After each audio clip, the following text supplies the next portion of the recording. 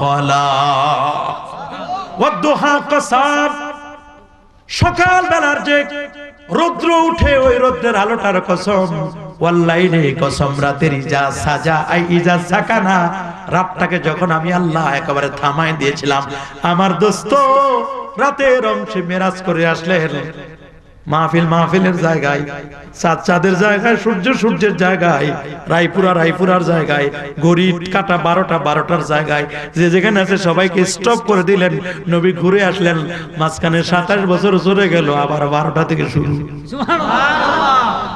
আল্লাহু আকবার। এটা যিনি করলেন তিনি কে? নিয়ে আসলেন কয় ওয়াক্ত নামাজ? অনেকে বলছে রে খালি যদি আরো কমাইতো। অনেক যুবকরা কইছে যে হুজুর আরেকবার গেলেই যাইতে 45 পর্যন্ত কমায় 5 ওয়াক্ত হয়েছে, আরেকবার হুজুর গেল না কেন?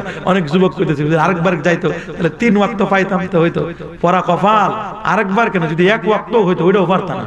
জুমার নামাজ তারপরে মিস হয়, বছরে 2টা ঈদ, ঈদুল আযহা, ঈদুল ফিতর, তারপর মাসবুক হয়। হুজুর 2 তাকবীর পায় নাই। আমি কি ভুল বললাম? আপনারা বিচারটা করেন, আমি কি ভুল বলছি? হয় না বছরের 2টা নামাজ, ঈদুল আযহা, ঈদুল ফিতর, মাসবুক হয় না? অনেকে আয়ে দেখে তাকবীর শেষ করে কি করলেন ভাই? ও ঘুম থেকে একটু দেরি করে উঠছি, পড়া কপাল, তুই সারা জীবন ঘুমাইলি, ঈদের দিনও ঘুমাইছস। হ্যাঁ, এদিকে আমরা সালাম ফিরাইতেছি, ওদিকে আসতেছে ভাই থামেন, নামাজটা রাখেন, মনে করছে ট্রেন লাইন। কথা বলেন, এ যুবক, নামাজ পড়বি বাবা? নামাজ পড়বো আমরা, আল্লাহ কবুল করো, আমিন। নামাজের সংখ্যা যেন বাড়ে, খালি নিজেরা পড়েন না, পরিবার আহালিয়া যারা তারা পড়েন। মসজিদে একটু আগে ভাগে যাবেন, আর আসবেন দেরিতে, যাই সবার শেষে, আসি সবার আগে। যাইয়ে প্রথমে ঘড়ি টার্গেট, কয়টা বাজে? হুজুরে 5 মিনিট বেশি হয়েছে কিনা লাগাও হুজুর রে। আর হুজুরে তো দোষের শেষ নাই। হুজুর যদি আস্তে আস্তে আটাকে, হুজুর কি বেশি খাইছে? হাঁটতেই পারেন না।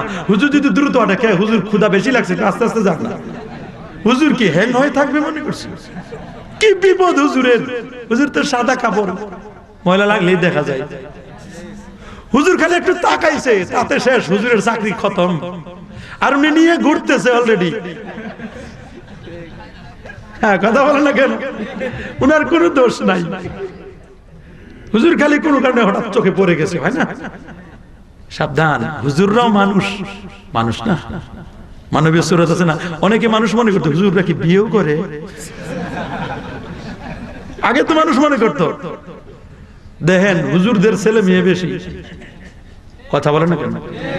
বরকত দেখে, ডাইল ভাত খায় তাতে বরকত, গোস্ত খায়, তাবিজ করে, কবজ করে, মাজারে যায়, মান্নত করে, হয় না? কথা বলে না কেন? তারপরে কি হয় না? হয় না। অনেকের আছেন এরকম, হয় না? আছেন এরকম? সাবধান, আল্লাহ তাআলা সবাইকে কবুল করে। আর শুনবেন, একটা বাজাই দিয়েছেন তো, 2020 সালে শুরু করলাম, 21 সালে 1 বছর। ইমাম মালিক রাহমাতুল্লাহ আলাইহি বলেন, 80তম বেদ দিবা, 80তম বেদটা লাগাই দিতে দেরি, হাতটা ছুটতে দেরি না। আল্লাহু আকবার। হাত ছুটে গেল, সবাই খুশি হয়ে গেল, গোসল কমপ্লিট করলো, কাফনের কাপড় পরলো, জানাজা হলো, দাফন হয়ে গেল। আল্লাহু আকবার বলো। অপবাদ দিব না? দিব? আল্লাহ সবাইকে মাফ করুন। আল্লাহুম্মা সাল্লি ওয়া সাল্লিম ওয়া বারিক আলাইহি। মুনাজাত হবে? আর কেউ কথা বলবেন? বলবেন? আল্লাহুম্মা আমিন। আল্লাহুম্মা ইয়া হান্নান ইয়া মান্নান ইয়া জাল জালালি ওয়াল ইকরাম। আল্লাহুম্মা ইন্নাকা আফুউন তুহিব্বুল আফওয়া ফাফু আন্না ইয়া গফুর ইয়া রাব্বাল আলামিন। আয় আল্লাহ, 2020 সালের শেষের দিকে 2021-এ পড়ে গেছি আল্লাহ রাব্বাল আলামিন। 46তম মাহফিলে যুবকরা অনেক কষ্ট করেছে আল্লাহ। জয়নগর মধ্যপাড়া 46তম মাহফিলে তোমার শাহী দরবারে রাত্রে 1টা বেজে গেছে, মানুষেরা যেতে চায় না। তোমার বান্দারা, তোমার বন্ধুরা, শেখরা বাসায় যেতে চায় না। প্রচন্ড শীত, দাড়ি পাকা মুরব্বীরা আল্লাহ এরাও যায় না। যুবকরা চাতক পাখির মতো তাকাই রয়েছে। ওরা বলে হুজুর রাত্রে 1টা পর্যন্ত একটু চালাইবেন। আয় আল্লাহ, আমি চেষ্টা করেছি, আমি অধম নাদান গুনাহগার, কণ্ঠ নাই, এলেম নাই, জ্ঞান নাই, যতটুকু পেরেছি এদের খাদমতে আমি পেশ করেছি। আল্লাহ আল্লাহ, এই কথাগুলো যেন আমি অধম সহ সবাই মিলে যেন আমল করতে পারি। আল্লাহ 2020 সালে যত গুনাহ করেছি, 2020 সালের সব গুনাহগুলো তুমি মাফ করে দাও। আল্লাহ নতুন খাতায় যেন আমাদের আজকে থেকে শুরু হয়ে গেছে। আল্লাহ 2020 সালের যত অপরাধ, পাপী তাপী যারা গুনাহগার হাত ধরেছে, আল্লাহ সবার গুনাহগুলো তুমি মাফ করে দাও। আল্লাহ 2021 সালটা আমাদের সুখময় করে দিও, রহমত দিয়ে ভরপুর করে দিও, প্রাচুর্যতা দিয়ে ভরপুর করে দিও, অভাব অনটন তুমি দূর করে দিও। আল্লাহ আল্লাহ করোনা ভাইরাস থেকে আমাদেরকে হেফাজত করো। আল্লাহ জয়নগর মধ্যপাড়ার যুবকদের উদ্দেশ্যে এই মাহফিল আল্লাহ তুমি কবুল আর মঞ্জুর করো। আল্লাহ সভাপতি হাজী মোহাম্মদ আব্দুর রফিক রাজা মেম্বার অসুস্থ, আল্লাহ থেকে সুস্থ করে দাও। প্রধান অতিথি চেয়ারম্যান সাহেব দীর্ঘক্ষণ ছিলেন, আল্লাহ তুমি মাফ করে দাও। আল্লাহ আল্লাহ উদ্বোধককে কবুল করো, অতিথিদেরকে কবুল করো, বিশেষ মেহমান সহ সবাইকে তুমি কবুল আর মঞ্জুর করো। আল্লাহ এতক্ষণ কথা বলেছি, ভুল ত্রুটি হলে তুমি ক্ষমা করে দিও। আল্লাহ আল্লাহ যদি কোনো সওয়াব দিয়ে থাকো, তামাম সওয়াবের হাদিয়া গুলো নবীজির কদমে পৌঁছাই দিও। আল্লাহ তামাম আম্বিয়া মুরসালিন সাহাবা তাবিঈন বুজুর্গানি দ্বীন উলামায়ে মুতাকাদ্দিমিন মুতাআখিরিন তামাম মুমিনিন মুমিনাত মুসলিমিন মুসলিমাতের রুহে পৌঁছাই দিও। আল্লাহ খাস করে গাউসে পাকের কদমে পৌঁছাই দাও, খাজা খানের রুহে পৌঁছাই দাও, তামাম আউলিয়া উলিয়ার কদম মোবারকায় পৌঁছাই দাও। আয় আল্লাহ আশপাশে যত গোরস্থান আছে সকল মর্দে গান্নের রুহে পৌঁছাই দাও। আমরা যারা হাত বাড়াইছি, কার জানি দয়ার মা বেঁচে নাই, কার জানি বাবা বেঁচে নাই, মায়ের অভাবীরা রে মাগো মা, ও জনম দুঃখিনী মাগো, তোমার কষ্ট তুমি ছাড়া আর কেউ জানো না গো মা। মাগো দুনিয়ার সব মাদেরকে যদি একটা জায়গায় রাখা হয়, মাগো তোমার মতো কোনোদিন হবে না। 10 মাস 10টা দিন মিষ্টি কুমড়ার মতো তুমি আমাদের বহন করেছো গো মা। প্রসব বেদনার কষ্ট বালতি বালতি রক্ত দিয়েছো গো মা। নিজে খাও নাই, আমাদেরকে খাওয়াইছো গো মা। কারো বাসায় বেড়াতে গেলে কোনো খাবার দিলে নিজে মুখে দাও নাই, শাড়ির আঁচল দিয়ে ঢেকে এনে আমাদের খাওয়াই দিয়েছে। 2.5 বছর দুধ খাওয়াইছো মাগো। 1 ফোঁটা দুধের দাম আমরা কোনোদিন পরিশোধ করতে পারবো না গো মা। মা আজকে জানি কোন কবরে তুমি ঘুমাও গো মা। ডেকে ডেকে বলো আব্বুরে, তোর কি একটু মায়া লাগে না?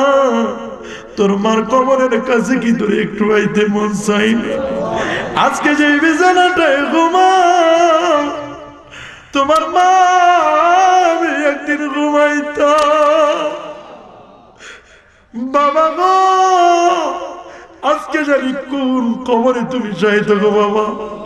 পরিবারের সুখের জন্য সকাল বের হয়ে যেতে গো আব্বাজি, সারাটা দিন বাইরে বাইরে থাকতা, বিকেলে আসতা, দুপুরেও খাইতা না। প্রথমে এসে জিজ্ঞেস করতা আমরা খাইছিনি। ঈদের দিনে সিরা লুঙ্গি পরে তুমি ঈদগাহে যাইতা। আমরা ছেলেরা যতই বলি আব্বু একটা ভালো লুঙ্গি কেন কিনলা না, বলে তোমাদের পরনে নতুন কাপড় দেখলে আমার আর লাগে না। এরকম বাবা যার কবরে আল্লাহ বাবার কবর গুলোকে জান্নাতের বাগান বানায় দাও। দাদা দাদি নানা নানির কবরে হাদিয়া গুলো পৌঁছায় দাও। খালা খালুর কবরে হাদিয়া গুলো পৌঁছায় দাও। খালা গো ও খালা গো, তুমি আজকে জানি কোন কবরে তুমি ঘুমাও গো। কত কষ্ট করেছ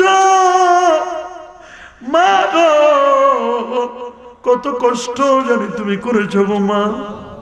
আজকে তোমার জন্য দোয়া করি, আল্লাহ জয়নগর মধ্যপাড়া যুবকদের উদ্যোগের মাহফিল থেকে দোয়া করি, আল্লাহ আমাদের আব্বা আম্মারে তুমি মাফ করে দাও। আমাদের মা বোনেরা যারা বাসায় বসে হাত তুলেছে তাদেরকে মাফ করো। স্বামীর খেদমতকারিনী বানাই দিও, নামাজি মুত্তাকিনী বানাই দিও। হেফজ মাদ্রাসাটাকে কবুল করে নিও আল্লাহ। আল্লাহ যুবকদেরকে কবুল করো। যুবকরা অনেক কষ্ট করেছে, বুদ্ধি দিয়েছে, পরামর্শ দিয়েছে, টাকা দিয়েছে, আল্লাহ শ্রম দিয়েছে, বহু উদ্দীপনা নিয়ে এরা কাজ করেছে। আল্লাহ আল্লাহ সকল যুবকদের খেদমতকে কবুল করো, সবাইকে তুমি মাফ করে দাও। আল্লাহ আগামী বছর যেন সুন্দর মাহফিল হতে পারে ব্যবস্থা করে দাও। সবাইকে নামাজি বানায় দাও। এলাকাবাসীকে সুদঘুষ থেকে হেফাজত করো।